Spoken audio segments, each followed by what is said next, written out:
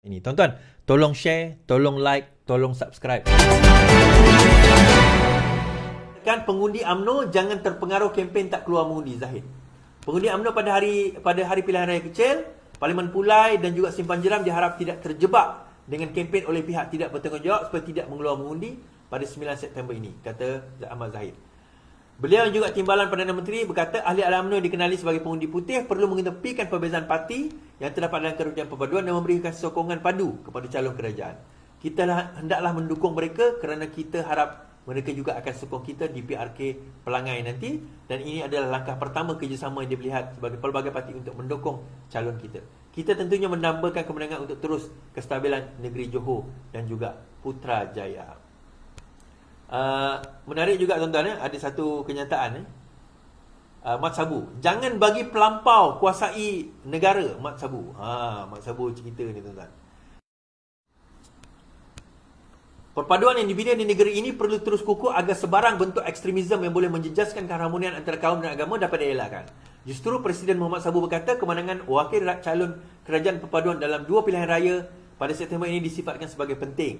Tegas Muhammad yang juga Perdana Menteri Pertanian, ia juga bagi menyekat kemarahan puak pelampau agama dan kaum. Kemenangan calon wakil kerajaan ini penting kerana kita tidak mahu golongan pelampau kaum atau pelampau agama menguasai pentadbiran dan juga kerajaan negeri. Tuan-tuan, calon-calon yang bertanding tak boleh sebut, tapi saya sebutlah. Simple je lah. Tuan-tuan nak daerah tuan-tuan jadi pembangkang ke? Ini untuk siapa yang bertanding di Simpang Jeram dengan Pulai lah. Saya yakin Pulai insya-Allah boleh menang. Sekarang persoalan ni Simpang Jeram ni. Yang ni kawan saya dekat Simpang Jeram sendiri kata kat sini, walaupun kita cerita Terengganu yang semayang dua imam, sembelihan tak halal, kat Simpang Pulai pun rupanya ada perangai macam ni. Bukan sekarang lah, mungkin sebelum ini. Sanggup ke? Masih sanggup ke nak jadikan negeri ataupun don tu don pembangkang? Oh, tak ada masalah. Tapi isu lah baru-baru ni kan. Dah jadi pembangkang, tiba-tiba dia minta derma dengan orang. Lepas tu mengharapkan bantuan. Oh, tolonglah kami. Rakyat pun, yang bestnya, don tu dah kalah. Tapi masih cari adon yang kalah. Lepas tu salahkan adon yang kalah tu tak boleh buat kerja. Kita macam jam, tuan-tuan. Jam? Apa hal? Apa hal tiba-tiba jadi macam tu? Pelik kita.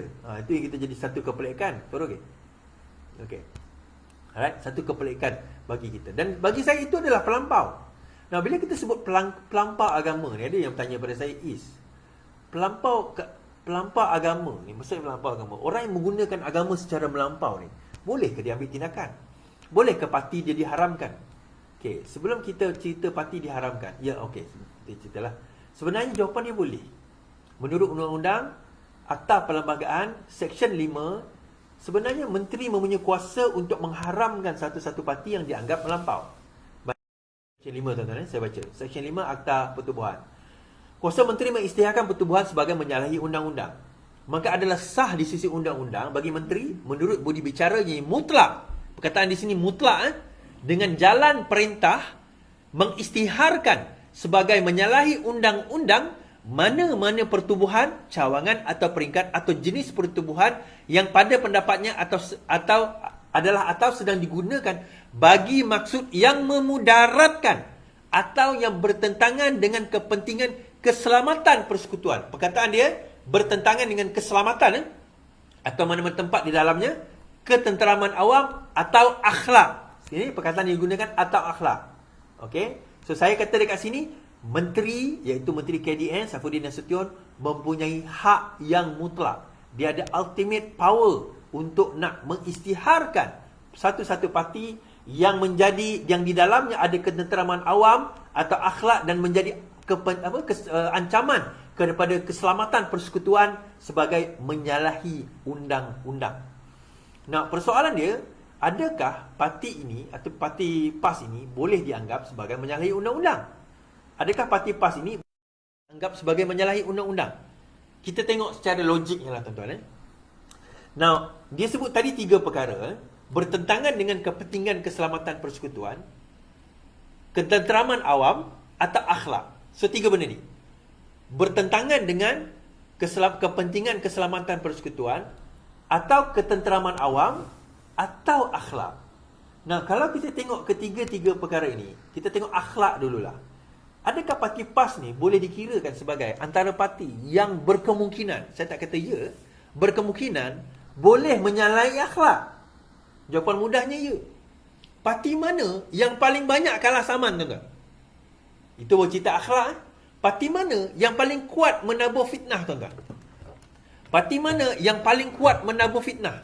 Parti mana yang paling kuat, orang kata apa, berbohong dengan pengundi dia? Sanggup dia bohong dengan pengundi dia demi kerana nak dapat undi. Sanggup. Akhlak, itu yang pertama.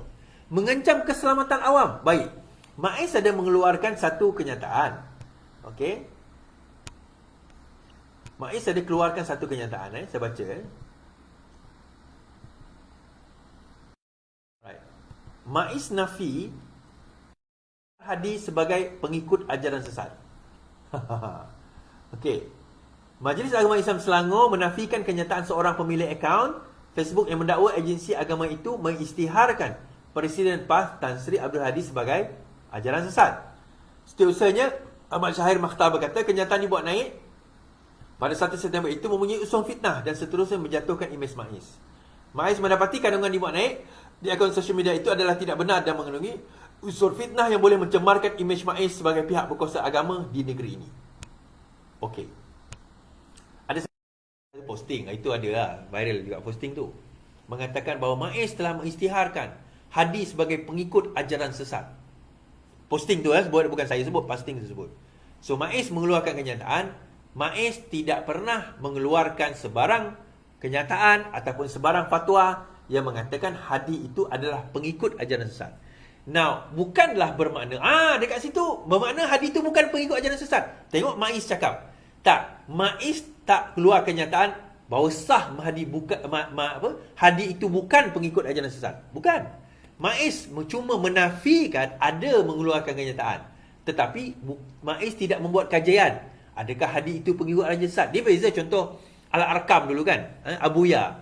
Abuya dikatakan mengikut ajaran sesat. Dia ditangkap. Dan tangkap dia diletak di rumah pembetulan akhlak, pembetulan akidah.